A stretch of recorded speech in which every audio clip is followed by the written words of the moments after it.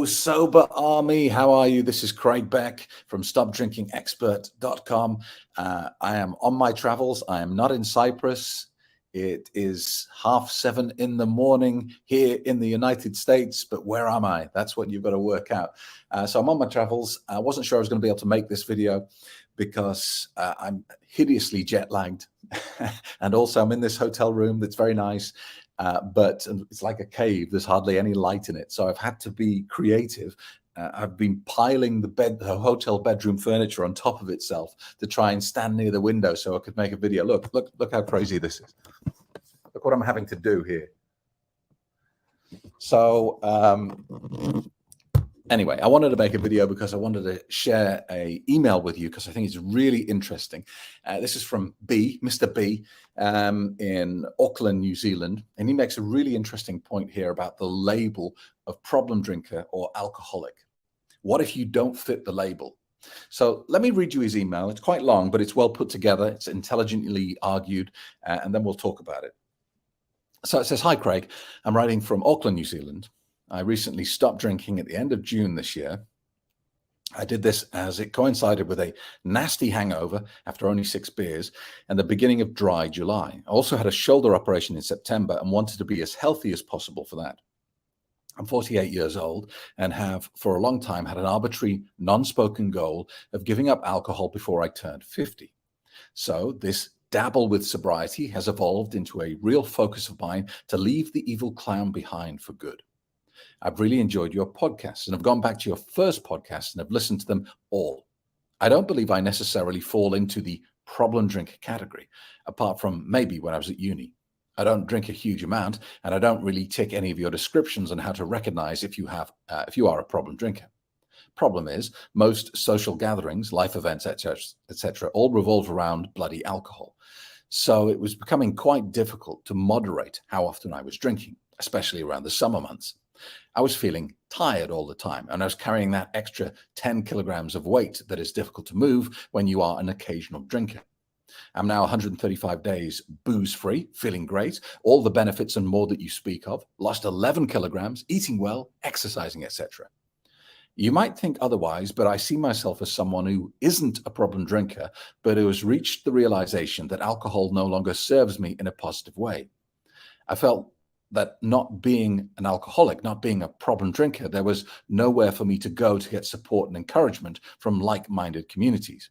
I don't hide my drinking. I don't plan events around drinking. Giving up has been quite easy for me, but I still occasionally hear the whisper from alcohol relating to my years of cultural conditioning around the stuff. I can literally take it or leave it, but I was struggling with the expectation from society around alcohol, as I said, even in moderation. I was feeling my age and I was carrying extra weight. The reason I was listening to your podcast is I needed to deprogram my subconscious belief system around alcohol, which has been immensely helpful. So thank you, Craig. You have a simple to understand, clear and humorous style, and I enjoy your many explanations and anecdotes around alcohol. As I say, while I am really benefiting from your podcast, I don't believe I fit that problem drinker box, and as a result, haven't felt comfortable with the various sober apps and community chat groups that generally include people that I don't really identify with. So I've sort of latched onto your podcasts as I do need that positive reaffirmation to give up this 30-year habit for good.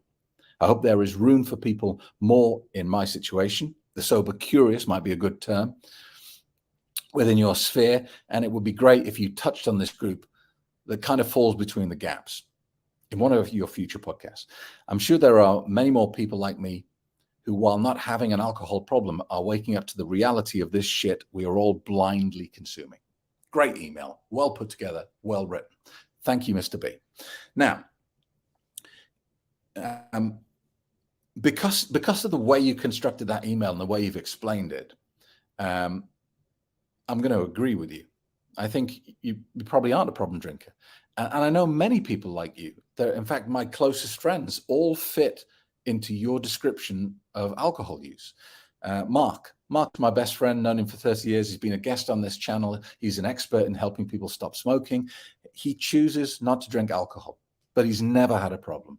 He has never, ever been out of control of his drinking, ever. But in his 50s, made the decision that he just didn't want it anymore. And instead of just having the occasional drink, he came to the conclusion, very intelligently, like you have, that the negatives far outweigh the benefits, and just decided he doesn't drink. It's not a big deal. He doesn't talk about it because it's not an issue for him. It only becomes an issue when it's an issue for other people. You know, when other people, maybe someone he's dating or at a party, is questioning why he's not drinking. But he has that strength of character, and he has that strong personality that takes no nonsense. He won't debate it. He just says, I just don't drink. Well, you know, and if it becomes an issue, I think, you know, he's smart enough to understand that the other person is demonstrating their problem rather than highlighting your problem. So, and, you know, my other friend, Andrew, who has also been a guest on this channel, he's a depression and anxiety expert. Again, in his 50s, came to the conclusion that he didn't want to drink alcohol anymore. Never had a problem with it at all. Just came to the conclusion he didn't want it in his life anymore. And he's quite proud of that. So you're not quite out on your own as much as you think. There are many, many people like you. So that's the first thing I want to say. The second thing I want to say is, if you just emailed me in a more defensive tone, if you'd said, I'm not a problem drinker because of this, and then you'd lined out your reasons why you definitely can't be a problem drinker, I would be less inclined to agree with you. Because, you know, there are many people out there who they take all their passion and energy, and instead of applying that passion and energy to the process of becoming sober, they apply it to the process of demonstrating that they don't have a problem in the first place. And I include myself in that. I spent 5 years of my life trying to prove to myself that I didn't have a drinking problem.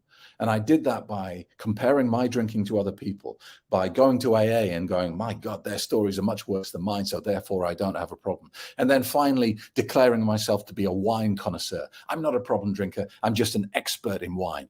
Bullshit. Bullshit, bullshit. And there are many people in that bracket. I don't believe you are one because of the way you constructed your email. But what I would say to you is, if you're happy where you are with your decision to live a sober life, then let it be. Accept it. It seems to me that you're actually creating anxiety for yourself by continuing to struggle to apply a label to this. You want to make this nice and clean and put it in a box and say, I'm this. I'm not a problem drinker, but I'm this.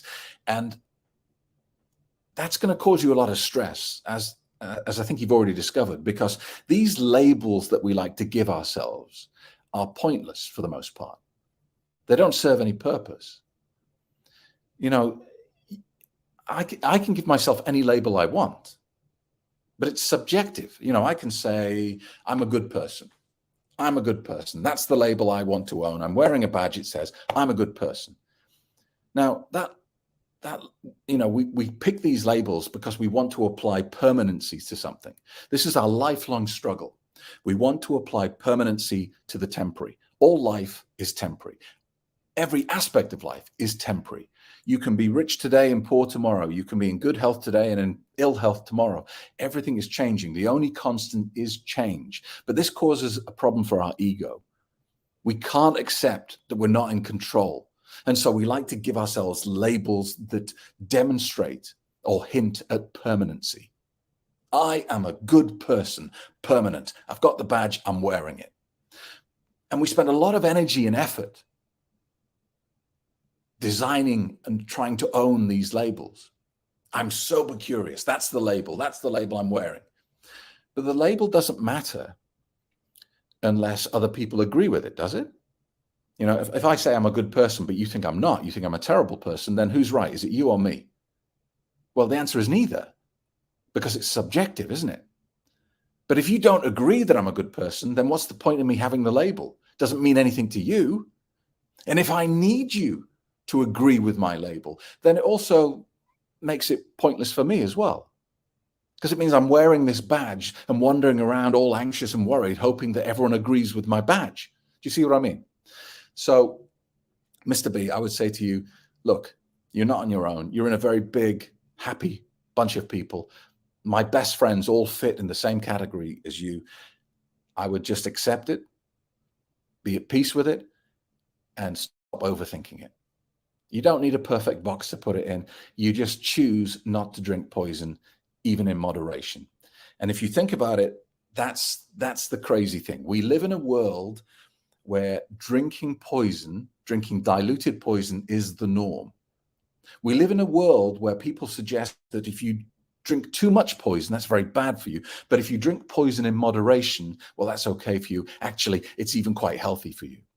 If aliens came to visit planet Earth and we had to explain to them why our people choose to drink poison, we would be defending the indefensible. There would be nothing we could say to make sense of it, because it is illogical. And that's the world we live in. Okay? So you don't need to defend your reasons for not drinking poison any more than you have to defend your absolute failure to stab yourself in the leg every day. You see what I mean? It's just a self-destructive act. You don't need a label. You don't need to keep explaining to people why you don't do the crazy thing, okay? So listen, thank you very much for the email. I thought it was very thought-provoking. I thought it was very good. Sorry about the quality of the video from my hotel bedroom. But thanks for watching, and hopefully, well, definitely back in Cyprus next week, and we'll do another video. Thanks a lot. See you soon. Discover the world's most successful and respected online quit drinking program today. It's different to anything you can find out there, and it gives you real mental freedom from the clutches of alcohol. Craig Beck helps you understand what alcohol does to you, how it works. I always recommend him to anybody. It's just so worth it. Why did I waste all those years? Are you finally ready to take action? Your sober journey begins 11 a.m. Sunday. Reserve your space at my next free quit drinking webinar.